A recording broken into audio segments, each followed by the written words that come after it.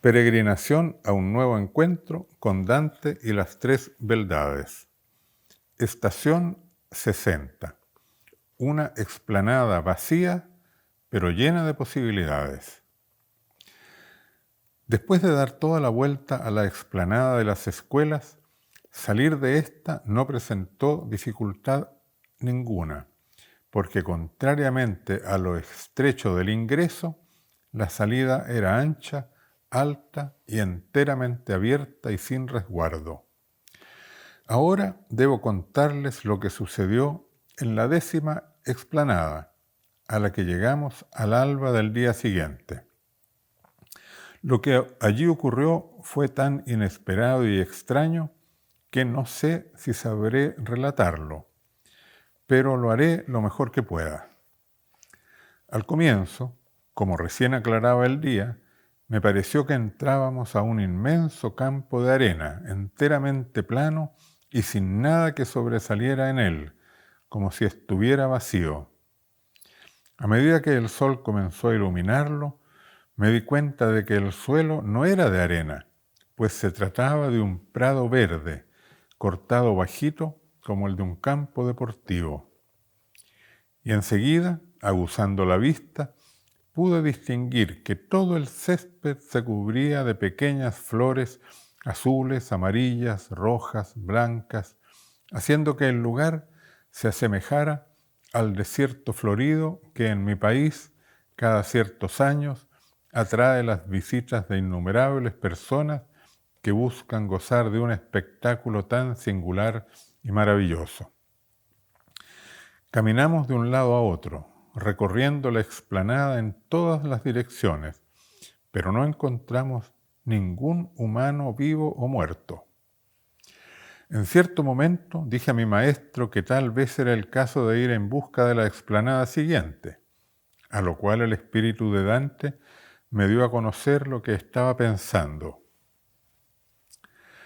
¿Acaso este lugar vacío de gente haya sido preparado con el propósito de acoger en el futuro a las almas de alguna experiencia nueva que aún no existe en el mundo, porque nadie la ha imaginado, ni pensado, ni iniciado, ni descubierto?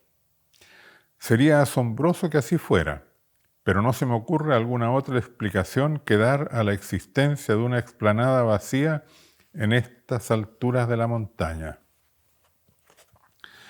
La idea del maestro me pareció muy plausible y se lo dije. Aún así, continuamos durante algunas horas recorriendo el lugar, pues si entrábamos, algún indicio que nos permitiera adivinar en qué podía aquello nuevo consistir. El único signo que encontramos de que por allí había pasado una vez algún viviente, no sé si en cuerpo o en espíritu, fueron unas grandes rocas que vimos a un costado en las que alguien había tallado unas palabras que decían: trae lleno buen sé. ¿Se te ocurre qué puede significar?, pregunté a mi maestro. La clave, me dijo, está en esa letra C. Si supiéramos a qué se refiere, el todo tendría sentido. Me recordé del factor C, el concepto clave de la economía solidaria. Llamé factor C, expliqué a mi maestro, al hecho de que la unión de conciencias, voluntades y emociones tras un objetivo compartido en un grupo humano genera una energía social que potencia la capacidad de realización del objetivo. Factor porque multiplica.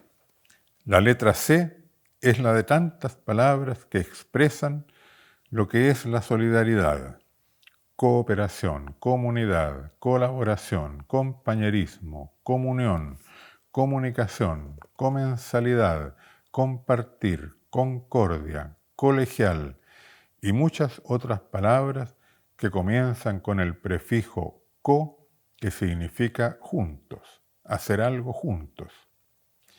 Yo descubrí que las organizaciones que tienen un fuerte factor C son las más exitosas y también las más alegres y felices.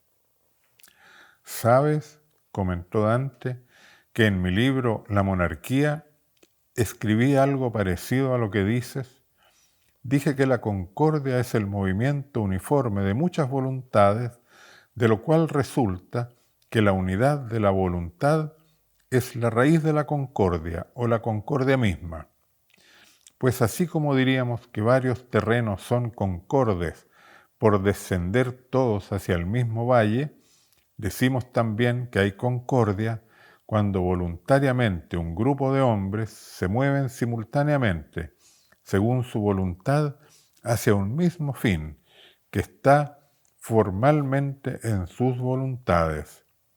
Supuestas estas premisas, hay que argumentar del siguiente modo.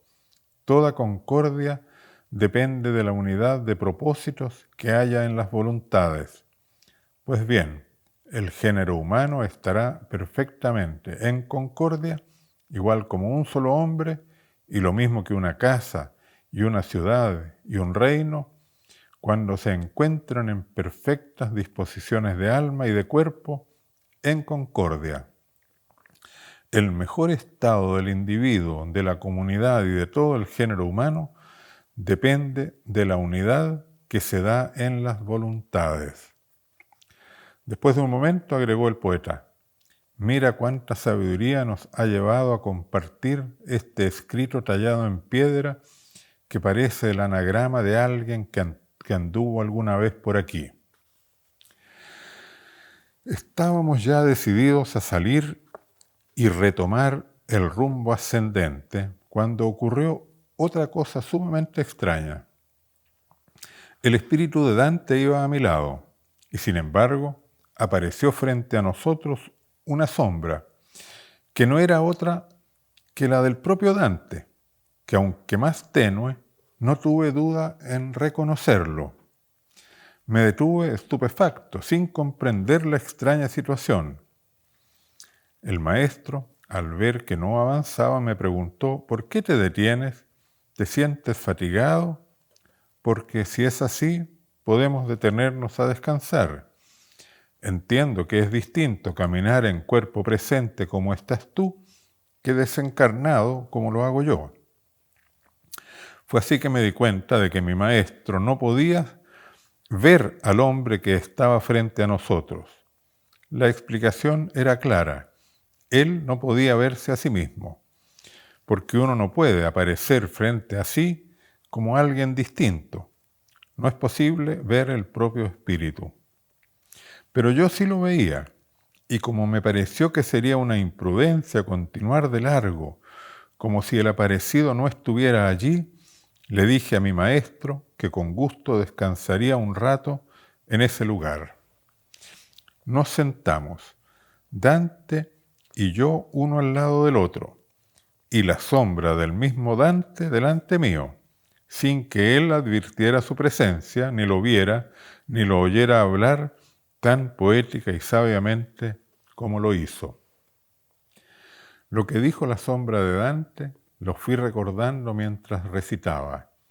Era aquella parte del canto 17º del Purgatorio de la Divina Comedia que habla del amor, la cual intentaré traducir a buena prosa castellana. Ahora escúchame y aprovecharás con buen fruto nuestro retraso. Ni el Creador ni criatura alguna carecen de amor, sea éste natural o voluntario. El amor natural es siempre sin error, pero el voluntario puede equivocarse, sea porque fuese malo el objeto que se ama, sea por ser demasiado intenso o porque es muy débil. Cuando este amor se dirige al bien primero y cuando ama los bienes secundarios con mesura, el placer que nos procura es bueno.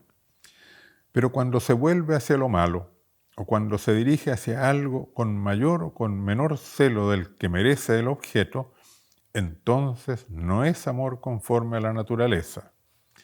Así se comprende que el amor puede ser semilla de todas las virtudes, pero también de operaciones que merecen ser castigadas. Como el amor reside en el que ama, que busca por medio de él la felicidad, no es posible odiarse a sí mismo. Tampoco es posible desentenderse del amor que, por amor, nos ha creado. Queda, si hago bien las distinciones, que se ame el mal del prójimo. Y ese amor malo puede nacer de tres maneras. Está el que ama el mal del vecino porque espera algún bien para sí mismo de la caída de aquel cuya grandeza es mayor a la propia. Hay quien teme perder poder, gracia, honor y fama debido a que otro lo sobrepase, por lo cual desea que aquel no prospere y reciba daño. Está también el que, habiendo recibido de otro alguna injuria, siente el deseo de vengarse y por tanto ama el mal que pueda sucederle. Esas tres formas de amor son corruptas y ya vimos cómo son castigadas en el infierno. Ahora veamos el amor al bien, pero desordenado. Si uno comprende, más o menos confusamente, que algo es muy bueno para su felicidad, pero es lento, flojo y no lucha por obtenerlo, su amor es flaco y no merece el premio. Hay cosas buenas en sí, pero que no hacen felices a los hombres. El amor a aquello que no es de buena naturaleza no tiene raíces ni produce frutos. El amor que se entrega en demasía a ciertas cosas o que se siente en exceso impidiendo que se dé libremente, termina castigando al que ama de ese modo. Apenas esa aparecida sombra de Dante terminó de recitar, su imagen se elevó y se esfumó en el aire. Entonces comprendí que a mi lado estaba el espíritu de Dante que existió en el mundo, mientras que la sombra que se me apareció delante fue la del personaje Dante de la Divina Comedia escrita por Dante Alighieri. No supe cómo contarle a mi maestro lo que había sucedido, por lo que me limité a decirle que ya estaba descansado y listo para continuar. Todavía no salíamos de aquella explanada vacía cuando ocurrió otro extraño fenómeno, que les narro en la confianza de que los lectores no pensarán que miento, pero ocurrió realmente, estando mi guía de testigo. El hecho fue que vimos sobre el césped florido una gran cantidad de libros, revistas y hojas escritas, formando en su conjunto un montón de casi 1 metro de diámetro y alto como el tamaño de un adolescente. Al acercarnos a ver de qué se trataba, pude distinguir que eran las obras de mi autoría, los libros teóricos de la economía comprensiva, los que tratan del cooperativismo y la economía solidaria, las obras de ciencia de historia y de la política, las novelas, los artículos de revistas y varios borradores de conferencias. Pensé en recogerlos, pues me pareció que no era conveniente que quedaran allí botados a la intemperie. Pero cuando iba a coger el primero, sobrevino un fuerte viento arremolinado, precisamente sobre mis obras, y unas tras otras las hojas y papeles fueron siendo levantadas en espiral y elevados como en torbellino. Pude observar que ya en las alturas los iluminaba el sol, haciéndolos ver transparentes. Quedaron finalmente fuera de mi vista cuando alcanzaron la cima de la montaña. Estación 61. Mujeres artesanas de una organización económica popular. A medida que ascendíamos y que la cumbre de la montaña apreciábamos cercana, el deseo de alcanzarla me incitaba a apurar el tranco, tanto que en ocasiones incluso sobrepasé a mi guía. Era algo dentro de mí lo que me impulsaba, como cuando uno siente que está cerca de alcanzar un objetivo intensamente deseado. De pronto sentí que el monte se estremecía y comenzaban a pasar a nuestro lado pequeñas piedras que rodaban cuesta abajo. Sentí como un escalofrío y yo mismo comencé a temblar. El movimiento de la Tierra no era tan fuerte como los terremotos que cada 5 o 6 años se producen en mi país, pero en vez de detenerse a los pocos minutos, como ocurre con los temblores de tierra, el estremecimiento que ahora notábamos era persistente y no daba señales de parar. Mi maestro me tranquilizó, asegurando que nada que ocurriera en nuestro viaje podría dañarme, porque todo aprendizaje es útil. Solo debemos asegurarnos de no perder el rumbo, afirmó. Entonces comenzaron a adelantarnos numerosas sombras que no nos prestaban atención porque subían apuradas. Mi maestro logró atraer por un momento la atención de una de ellas y le preguntó: ¿Es este el camino que lleva a la próxima explanada? Sí, señor, este es uno de ellos. ¿Acaso no sabe que son 10 los caminos por los que se accede a la gran explanada? Respondió la sombra sin detenerse.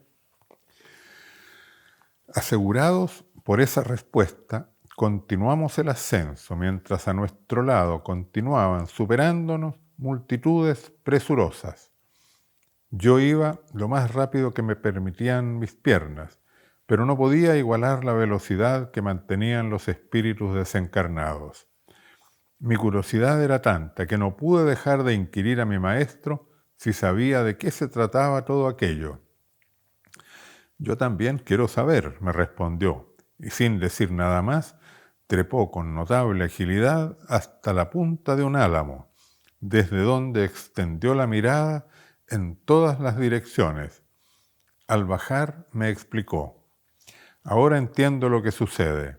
El temblor de tierra es producido por muchedumbres que a paso raudo y firme van subiendo la montaña. Tal como dijo la sombra aquella, conté 10 caminos que conducen a la próxima explanada. Y ocurre que son tan numerosos los que avanzan por ellos que la multitud de sus pasos hace temblar el monte, haciendo que se desprendan piedrecillas que caen como por efecto de la gravedad. Saber esto acrecienta mi deseo de llegar luego a esa 11ª explanada, no sea que nos perdamos algo importante que allí suceda.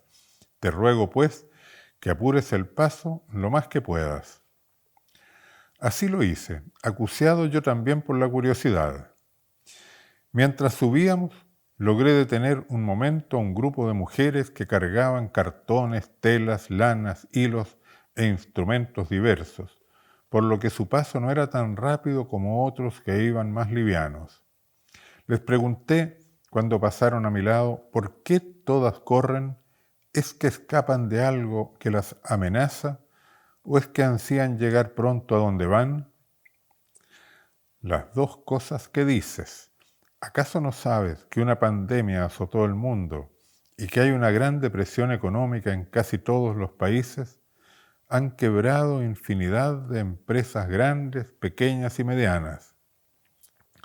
Muchos gobiernos malgastaron los recursos del Estado, se endeudaron más de lo que podían pagar y cayeron en incumplimientos, por lo que han tenido que achicarse y ya no están en condiciones de asegurar a la gente un mínimo de bienestar social.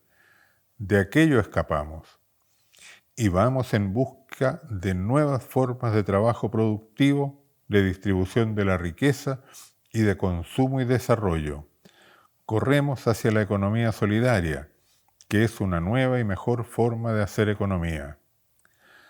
Las mujeres continuaron corriendo y ya no pude seguirles el paso.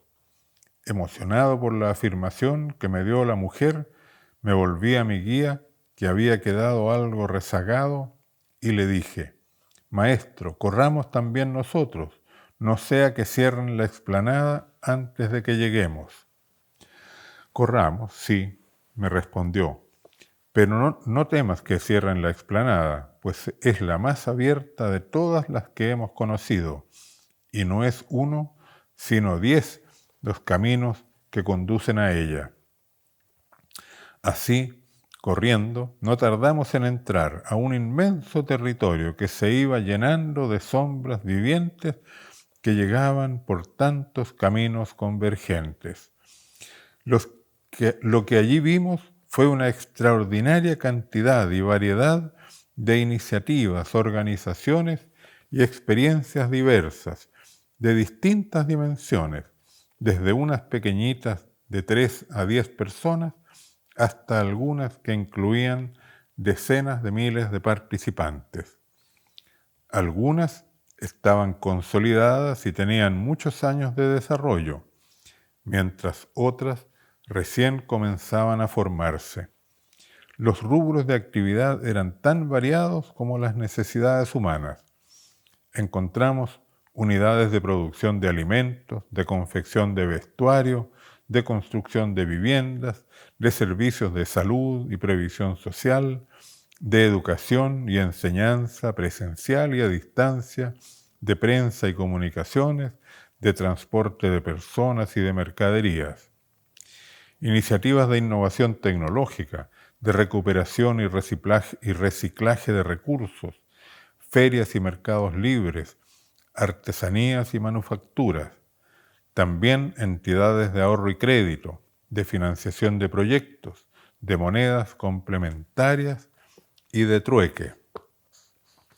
Grupos musicales, de teatro y de artistas, redes de intercambio de saberes, almacenes y centros de distribución de mercaderías diversas, organizaciones comunitarias de atención psicológica, de rehabilitación de drogadictos y alcohólicos, de cuidado de ancianos, organizaciones de consumidores para comprar juntos y abastecerse de los más variados productos y recursos, servicios informáticos, entidades de contaduría y auditoría, certificadoras de calidad y certificadoras de calidez, y muchas otras.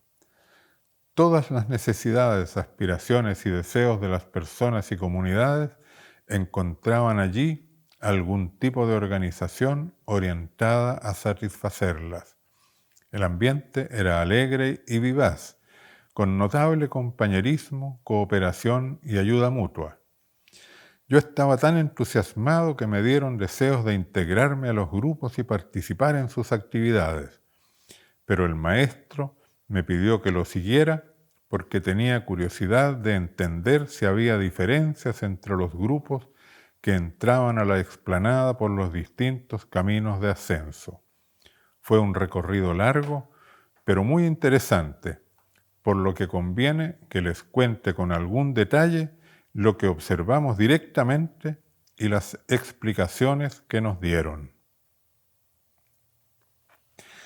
Estación 62. Recorriendo los caminos de la economía solidaria. Por el portón del primer camino llegaban multitudes de personas cuya marginación social y pobreza se manifestaba por la mala alimentación que se notaba en sus cuerpos, la ropa raída, el calzado precario y las pocas cosas y recursos que traían consigo. Apenas entraban a la explanada, creaban talleres de trabajo, comedores populares, cocinerías comunitarias, comprando juntos, ferias artesanales, mercados libres y varias otras iniciativas de ayuda mutua que llamaban organizaciones económicas populares, las que se instalaban informalmente en cualquier lugar que encontraban a disposición. Por el segundo ingreso llegaban grupos de no muchos hombres y mujeres que se notaba que eran profesionales de distintas disciplinas, ingenieros, economistas, sociólogos, asistentes sociales, psicólogos, abogados, la mayoría de ellos muy jóvenes. Con mucho entusiasmo creaban instituciones de diversos tipos, corporaciones, fundaciones, centros de servicios, organizaciones no gubernamentales. Las instalaban en las cercanías de las organizaciones económicas populares con la intención de prestarles servicios, pero no se mezclaban con ellas, sino que, manteniendo cierta distancia, les ofrecían gratuitamente o a bajo costo servicios de capacitación, apoyo técnico, microcréditos, acompañamiento organizacional. No siempre las organizaciones económicas populares aceptaban esos servicios profesionales, pues existía entre una y otras organizaciones cierta desconfianza y una distancia cultural que se explicaban por el diverso origen y situación socioeconómica de sus integrantes. Desde el tercer camino entraban trabajadores y trabajadoras que habían quedado cesantes por el cierre de las empresas en las que antes trabajaban. Aprovechando sus diferentes oficios y los aprendizajes que habían hecho en las industrias donde trabajaron, se organizaban para producir lo que sabían, creando empresas autogestionadas, cooperativas de trabajo y otras formas de trabajo autónomo y asociativo. Era sorprendente el empeño que ponían en sacar adelante sus proyectos, porque estaban conscientes de que trabajaban para ellos mismos y no para el lucro de los patrones. Por la cuarta entrada llegaban numerosos grupos de muy distintos tipos. Se trataba de personas que habían tenido experiencias de participación en organizaciones comunitarias, tales como juntas de vecinos, centros de madres, clubes deportivos, conjuntos artísticos, centros de alumnos y otros por el estilo. Lo interesante era que ellos, que habían practicado la participación y que conocían las ventajas de la organización participativa, aplicaban los saberes adquiridos en experiencias anteriores a nuevas organizaciones que ahora tenían objetivos de subsistencia y progreso económico. Por el quinto ingreso llegaban muchísimos adolescentes y jóvenes, hombres y mujeres, acompañados a veces, pero no siempre, por algunos adultos.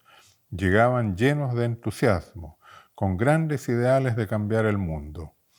Desilusionados de los partidos políticos y de la acción revolucionaria violenta, no habían perdido sus ideales de transformación social. Nos explicaron que se dedicaban a cambiar el mundo, convencidos de que no solo es posible, sino que el cambio está ya sucediendo desde abajo hacia arriba, desde el macetero a la parcela y desde ésta al mundo entero. El sexto camino traía grupos de personas especialmente creativas e innovadoras, que recuperando tecnologías antiguas y combinándolas con conocimientos científicos y tecnológicos recientes, inventaban métodos y artefactos de generación de energía solar, eólica, biológica y de corrientes de agua. También practicaban formas de cultivos respetuosos de las dinámicas naturales.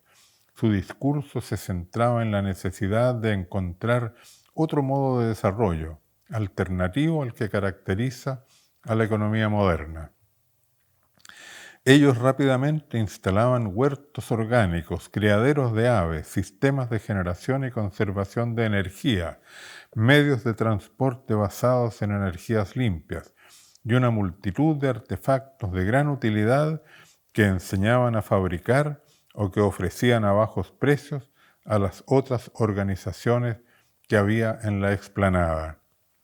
El séptimo camino era transitado por organizaciones ambientalistas y ecologistas.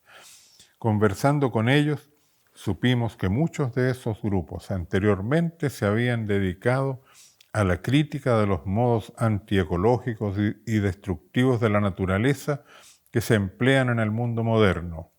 De la crítica habían pasado a la propuesta de soluciones generales que hacían a los gobiernos y a las empresas. Pero al ver la ineficacia de aquellas críticas y lo poco que lograban convencer con sus propuestas, finalmente se habían volcado a realizar ellos mismos, en primera persona, directa y organizadamente, iniciativas de economía ecológica, respetuosas del medio ambiente y amorosas con la naturaleza.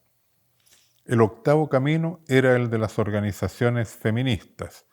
Nos contaron que ellas habían comenzado denunciando la opresión en que se encuentran muchas mujeres en el mundo. Luego habían desplegado intensas movilizaciones, exigiendo igualdad de derechos con los hombres. Y ahora, ante la crisis de las sociedades modernas y alcanzando un nivel de conciencia femenina superior, estaban desarrollando iniciativas y experiencias de economía feminista. En ellas practicaban nuevas formas de hacer economía, muy diferentes a las de tipo patriarcal que habían dominado el mundo a lo largo de los siglos e incluso milenios. Junto con ello, estaban experimentando nuevas maneras de hacer familias y con estas nuevos modos de economía doméstica. Por el noveno camino llegaban a formar parte y a enriquecer la economía solidaria numerosas etnias y pueblos originarios. Ellos, en sus culturas ancestrales, ya tenían fuertemente arraigados los valores de la solidaridad y de la comunidad. Las economías y los estados modernos los habían tratado de integrar a las formas capitalistas y estatistas de producción, distribución y consumo, y promoviendo divisiones territoriales y políticas, los habían desarticulado. Pero esos pueblos de antigua estirpe habían logrado mantener la esencia solidaria y comunitaria que habían recibido de sus ancestros, de modo que ahora les resultaba natural organizar sus propias actividades económicas con los principios de la cooperación, la comunidad y la ayuda mutua. El décimo y último camino era el de las personas, grupos y comunidades que tomaban impulso de creencias y valores religiosos y espirituales. El sentido de fraternidad que es propio de las religiones genuinas, la creencia en Dios y el sentido de trascendencia de la persona y de la vida humana, y la esperanza en que el bien, la verdad y la vida han de predominar sobre el mal, la mentira y la muerte, proporcionaban a esas gentes una energía moral y un amor de gran intensidad y potencia, tales que apenas entraban a los ambientes de la economía solidaria, la practicaban e impulsaban con singular eficacia. Un fenómeno notable que apreciamos después de recorrer los diferentes grupos con sus distintas motivaciones fue que aquellos que habían llegado por un camino se conectaban con los de otros caminos, se comunicaban sus motivaciones y sus saberes, y todos se enriquecían con los valores y las experiencias de los que eran diversos a ellos. Así comprobamos que todas las organizaciones terminaban aportando a la superación de la pobreza, valorando el trabajo, expandiendo la participación, siendo socialmente transformadores, innovando tecnológicamente, valorando a las mujeres y las familias, respetando la ecología y el medio ambiente, aprendiendo de los pueblos originarios y adquiriendo valores espirituales. Yo estaba entusiasmado con lo que veía y reconocía tantas personas con las que había compartido en distintos momentos de mi vida que me hubiese detenido en cada lugar para conversar largamente con la gente. Lo que entonces sucedió será el motivo del relato que sigue.